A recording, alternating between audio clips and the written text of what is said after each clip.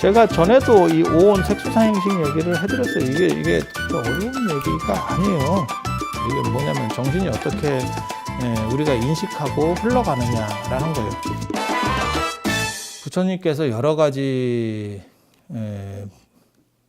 가르침을 많이 설하셨는데 가장 대표적인 거는 사성제 팔정도고, 사성제 팔정도 그 다음에 사념처가 어떻게 보면 가장 대표적인 거예요. 37조돈품 사성제가 있고, 이 사성제가 고진멸도인데, 이제 나중에 기회 되면 얘기해 줄게요. 이 도에 37가지가 있어요. 37가지가. 그게 사념처, 신수신법이라고 하는 사념처 사정단, 사여의족, 오근, 오력, 칠각지, 팔정도. 이 중에서 제일 앞에 거, 제일 마지막 게 제일 중요해요. 두 가지가 제일 중요해. 맨 앞에, 맨 끝에. 그래서 사념처하고 팔정도가 제일 중요해. 보통은 팔정도가 훨씬 더 중요하다고 봐요. 그래서 부처님의 가르침을 사성제, 팔정도, 이 37개 복잡하니까 다 때려치고 그냥 팔정도, 이렇게. 그게 중학교 교과서에도 나오는 얘기예요. 사성제 팔정도라고 하는 게 중학교 교과서에도 나와. 그 정도로 중요한 건데, 이런 것들을 부처님이 많이 말씀하시기도 했지만 실제로 제일 많이 말씀하신 거는 부처님이 만들어내기 이전에, 부처님보다 더 빠른 사람들이 활동할 때 만들어져 있었던 삼과설이라고 하는 겁니다. 그게 오온 12처 18개. 사성제나 이런 거는 부처님이 한 270번 정도를 얘기를 합니다. 제가 예전에 그거 찾아놨었는데 273번인가 얼마인가 있더라고요. 초기경전에. 그 정도 얘기하는데 요 오온 이게 훨씬 더 많이 얘기합니다. 제일 많이 얘기한 건 이거예요. 오온 12처 18개. 그 중에서도 오온이 압도적으로 많습니다. 그래서 여기서도 첫머리에 이런 걸 얘기를 안 하고 이 얘기를 제일 먼저 끄집어내는. 그래서 제가 늘상 얘기하는 게 반야신경에 나오는 게, 반야신경이 이제 그 다음에 역부여시까지 끝내고 나서 그 다음에 사리자, 시제법공상, 불생불멸, 불구부정, 뭐죠, 여기서 뭐가 나오냐면 12처 18개가 또 나옵니다. 12처 18개가 또 나옵니다. 그래서 이걸 중심으로 되어 있다라는 거를 기본적으로 이해를 하면 되고요. 남방의 윗바사나 어쩌고 하는 거는 사념처 중심입니다. 사념처 중심입니다. 그러니까 이제 어떻게 보면 수행법의 코드들이 좀 다른 거죠. 그러니까 수행법이라는 게 여러 가지가 있는 거예요. 마치 가전제품 하면 그 안에 텔레비도 있고 냉장고도 있고 뭐 에어컨도 있고 여러 가지가 있듯이 그렇게 여러 가지가 있는 거예요. 그 중에서 어떤 거를 중심으로 할 거냐라는 얘기를 하는데, 부처님이 제일 많이 쓰신 거는 요 카드고, 그 다음에 부처님의 상징적인 거는 사성제 팔정도고, 실제로 제일 많이 쓰신 거는 이런 쪽이고, 그리고 반야신경이 만들어지는, 반야부가 만들어지던 기원 전후에도 가장 많이 쓰였던 게 이거기 때문에 이걸 중심으로 해서 엑기스를 뽑아내고 있는 거예요. 그렇게 보시면 돼요. 그리고 오온이라고 하는 거는 지금 여기서는 색불이공, 공불이색, 색즉시공, 공즉시색하고 요 4단계로 하나를 끊어지는 거고, 그 다음에 수상행식, 역부여식. 수상행식도 그와 같다. 같이 맞춰서 봐라. 거기에 맞춰서 봐라. 그러니까 색 글자 대신에 색불이공 다음에 숫자를 넣으면 되는 거예요. 그러니까 수불이공, 공불이수 이렇게 되는 거죠. 그 다음에 수즉시공, 공즉시수 이렇게. 그 다음에는 행자를 넣으면 되고, 이렇게 해서 다 맞춰서 이해하면 돼. 그리고 반야경이 제가 600권이라고 전에 말씀을 드렸었는데, 그 반야경에서는 실제로 이걸 그렇게 합니다. 한 단계씩 다 그걸 다시 이렇게 세분해서 그대로 대입을 시켜서 해줘요. 근데 그거를 그렇게 보면 막상 읽으면요. 짜증 진짜 지대로 납니다. 이걸, 그나마 이거는 5개잖아요. 그러니까 5번만 반복해서 읽으면 되잖아요. 37조도품이 걸리잖아요. 37개를 그 방식으로 그대로 합니다. 야, 읽고 있다 보면 이걸 계속 읽어야 되나? 왜 이런 식으로 설명하나? 이 생각을 이때 반야신경을 만들 때도 했던 거예요. 그러니까 그게 어떻게 보면 친절하지. 친절하기는 한데 굳이 그걸 계속 반복할 필요가 있어? 한 글자씩 다른 건데. 그러니까 그것도 이하동문. 우리도 그렇게 하거든요. 뭐 예를 들어서 장학금을 수여를 한다. 뭐 표창장을 준다. 그러면 한 놈은 읽지. 맨 앞에 놈 읽지. 대표. 그리고 그 다음부터는 이름만 읽어주고 이하동문. 이하동문. 이렇게 해서 그냥 쭉쭉 가잖아. 그 이하동문이 이렇게 수상행식, 그러니까는 이름이라고 보시면 되고, 나머지 역부여실은 이하동문이라고 보시면 되는 거예요. 그래서 오온 12처 18개를 이걸 온처계라고도 하고, 이렇게 띄어가지고 온처계라고도 하고, 이걸 삼과설이라고도 해요. 3가지 과목. 삼과설이라고도 하거든요. 3가지 과목을 나눴다. 그래서 오온이라고 하는 거는 정신의 집착이 강한 사람을 위해서는 오온설을 쓰고, 물질에 대한 집착이 강한 사람은 12처설을 쓰고, 그 다음에 정신과 물질에 다 집착하는 사람은 18개를 쓴대. 근데 저게 굉장히 재밌어요.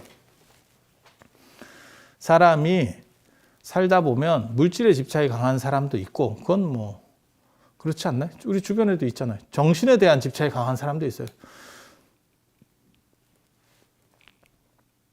근데 보통 사람들은 정신과 물질에 다 집착하지 않을까? 어떤 미친놈이 정신만 하고 물질만 하겠어요? 아니, 그렇잖아요? 아니, 돈이 있어서 왜 저 사람은 돈에 집착하는가, 물질에 집착하는가? 아니, 지가 행복하려고 하겠지. 결국 정신적 가치로 통하는 거 아니에요. 그래서 보통 인간은 다 이쪽에 있다는 거예요. 대부분은 이쪽에 있고, 특수한 사람들이 이제 이렇게 있는 거죠. 물질주의자도 있고, 정신주의자도 있고. 보통은 이제 이게 섞여 있고, 그게 뭐 6대4로 섞이든 7대3으로 섞이든 보통 이렇게, 아니, 그렇잖아요. 보통 인간들은. 그래서 보통은 여기 있고. 그런데 불교에서는 부처님은 이 얘기를 제일 많이 했다고. 왜 그럴까? 이 얘기를 제일 많이 해야 되는데 왜 이 얘기를 했을까? 부처님이 상대하는 사람이 이 계통인 사람들인 거예요. 왜? 수행자 종교인이잖아. 부처님 생애만 딱 봐도 나오잖아요. 당신이 왕자였는데 왕자를 때려치고 수행자로 나온 거예요. 근데 이 사람이 물질에 집착이 있었으면 왕을 했겠지. 근데 다른 수행자들도 대부분 딱 모두가 그런 건 아니지만 비슷하게 정신주의자들이죠. 종교인이 정신주의자지 물질주의자는 아닐 거 아니에요. 물질주의자면 종교인이 아니고 사업을 해야지. 그래서 부처님이 상대하는 사람들은 이런 사람이 훨씬 많았던 거예요. 이쪽에 관심이 있었던 사람들이. 그러니까 이 얘기를 많이 해요. 이 얘기를 많이 해요.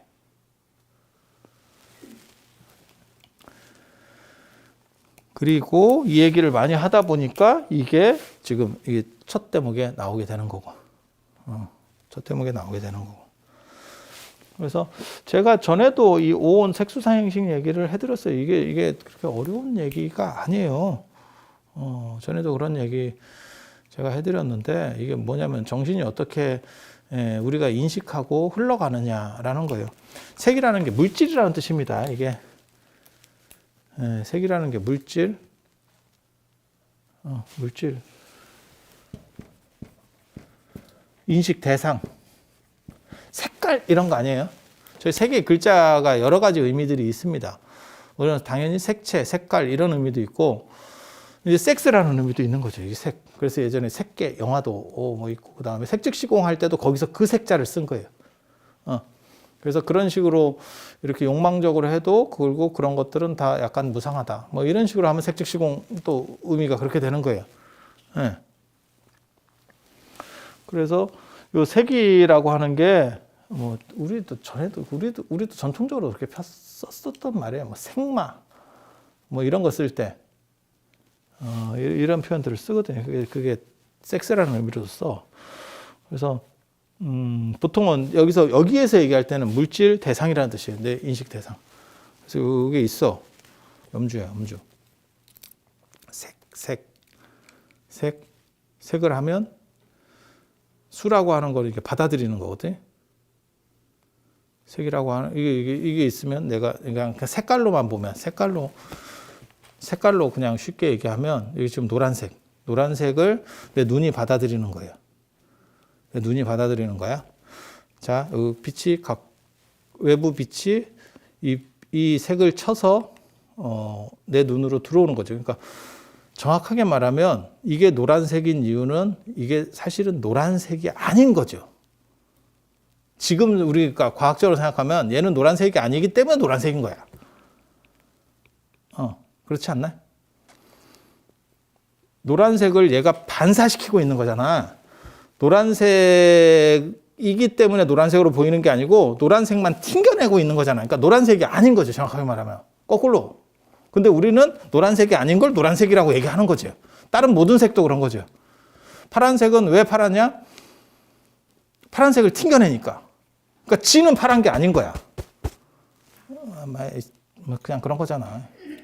어려운 얘기를 하려고 하는 건 아니고. 자, 그냥 색깔로 예를 들은 거예요. 색깔로. 이게 노란색. 노란색을 얘가 튕겨내서 나는 노란색으로 봐. 이렇게. 요거를 직접 볼 수 있는 건 아니고 빛이 얘를 쳐서 보는 거고 이 자체는 광원이 없기 때문에 빛이 없으면 외부 빛, 그러니까 태양빛이라든지 뭐 전등빛이라든지 불빛이라든지 이런 게 없으면 얘는 색을 우리가 판단할 수가 없죠. 자, 봐봐. 그래서 외부 빛에 의해서 얘를 노란색으로 우리가 받아들이는 거죠. 내 눈이 받아들이는 거죠. 내가 얘를 직접 인식할 수는 없으니까 눈을 통해서, 감각기관을 통해서 받아들이는 거죠. 그게 수. 그럼 눈깔에 어떤 상이 맺히죠. 상이. 우리 카메라잖아. 이게 눈이 카메라잖아. 예전에 그런 얘기 있었는데 인간이 진짜 최고로 좋은 카메라를 2개를 장착하고 있다. 이런 얘기 이게 1억 화소인가 어쩌고 뭐 이렇게 일반 파는 카메라보다 더 대단한 카메라를 우리가 가지고 있어. 뭐 어떤 사람이 저한테 그렇게 얘기하더라고요. 근데 그래서 제가 그때는 그런가 했는데 지금 보면 요즘 핸드폰 카메라도 1억 화소다. 야씨. 그러면 눈도 이제는 안 되는 거잖아. 근데 아무튼 똑같은 거예요. 그래서 요 색을 내가 이렇게 받아들이고, 그러면 여기 상이 맺히는 거고, 내가 보는 거는 여기 맺힌 상이죠. 얘를 보는 게 아니고, 실제로는 여기 거를 보는 거죠. 여기 거를. 그죠? 그러면 그게 상이 맺혔어. 그러면 그게 내 머리로다가 흘러가는 거죠. 이렇게, 뇌로. 판단은 얘가 하는 거니까. 이 눈깔이 판단을 하지 않잖아요. 얘가 판단하니까. 그래서 여기로 찌리리릭 전기신호로다가 흘러가고, 그게 과거에 있는 것과 맞춰보는 거죠. 쭉. 그러면 이건 노란색. 내 기억들하고 맞춰보는 거죠. 그 다음에 형태적인 걸로 딱 보면 얘는 이런 식으로 염주는 처음 봤는데 라고 해도 저렇게 형태를 하면 내가 이제 맞춰보는 거죠. 아, 저건 염주. 그게 식이죠. 그리고 판단. 이게 오온이에요. 오온. 이게 물질이고 대상이기 때문에 이걸 소리로도 할 수 있어. 소리로 하면 어떤 일이 벌어지냐면, 자, 염주, 소리가 안 나네. 이 소리가 여기서 부딪혀서 여기서 나겠죠. 아까 그 빛은 사실은 쏴서 튕겨서 나는 거고, 이거는 지금 부딪혀서 그 부딪히는 상황에서 소리가 튀어나오겠죠. 그 소리가 여기서 이번에는 색이 되는 거예요. 그 소리가 내 귀로 들리는 거죠. 귀까지 가는 거지. 상은 고막에서 어떤 흐름이 생기겠죠. 이렇게 떨림이 있겠죠. 그게 내가 듣는 거잖아. 상. 그리고 그게 내 머릿속으로 가서 흘러가서 어떤 기본적인 걸 깔아주고 과거에 있던 것들과 연결시켜 주는 거죠. 그러면 걔는 이 저게 염주 부딪히는 소리. 이렇게 내가 판단하는 거죠. 그게 식. 감쪽도 그런 거예요. 그러니까는 색수상행식이지만 실제로 감각기관, 우리가 모든 감각기관은 이렇게 작동한다는 거예요. 감쪽도 마찬가지죠. 내가 이걸 이렇게 했어. 이렇게 하면 요 감촉, 요게 색, 대상, 그 다음에 요 감촉이 여기서 바로 감촉이 생기는 거 아닙니까? 아니죠. 얘랑 얘 사이에 약간의 그 공간이 있는 거죠. 그걸 통해서 나한테 넘어오는 거죠. 여기에 만약에 전에 내가 그런 얘기 했잖아요. 여기 지금 이 반야신경 종이가 있는데 이 종이가 여기에 이렇게 딱 올려놓으면 이게 붙어 있느냐 떨어져 있느냐. 이거는 붙어 있는 것처럼 보이지만 실제로는 떨어져 있는 거다. 그 사이를 보면 미세한 공간이 존재하고 있다. 왜? 그 존재하지 않으면 이거는 움직일 수가 없죠. 이 책상 자체는 붙어 있기 때문에 이 껍질은 아무리 밀어도 안 떨어져. 이게 붙어 있는 거고, 이거는 붙어 있는 것처럼 보이지만 실제로는 떨어져 있는 거죠. 그러니까 내가 뛸 수 있죠. 어렵나? 여기도 마찬가지죠. 이렇게 느끼는 게 막바로 일어나는 현상이 아니고 사실은 약간의 차이가 있는 거죠. 이게 여기 완전히 결합되어 있으면 나는 느끼지 못하죠. 이거는 못 느끼죠. 이게 움직여야 내가 느껴지는 거잖아요. 그렇지 않나? 이렇게. 이거 어렵나? 그렇게 해서 받아들이는 게 있는 거고, 그 다음에 거기에 보면 어떤, 이 촉감이라는 게 생기잖아요. 그게 쪼르륵 갈 거 아니에요. 또, 뇌까지 갈 거 아니에요. 전기를 타고 쭉 갈 거 아니에요. 그리고 나서 전에 거하고 쭉 맞춰보면, 이거는 어떤, 이거 염주를 문대는 감각. 이렇게 되겠지. 혀도 그런 거고. 혀도 그렇잖아요. 혀 자체가 맛을 느끼는 게 아니고 혀하고 음식하고 떨어져 있지.